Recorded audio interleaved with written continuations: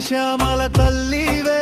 సౌమ్య సౌఖ్య వరదాతివే నీ ఆలయమై కల్పతరువై పాడుదుము అమ్మ శ్యామలే ఆర్తితో పలికే నామం గుడిలో నాదమై నీడలో రాగంగా నీ కథవాణి గీతమై పిల్లల నవ్వులలో ప్రసన్న రూపమై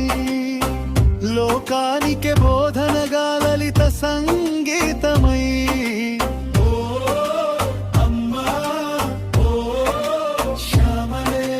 మా మాటకు మాట నీవే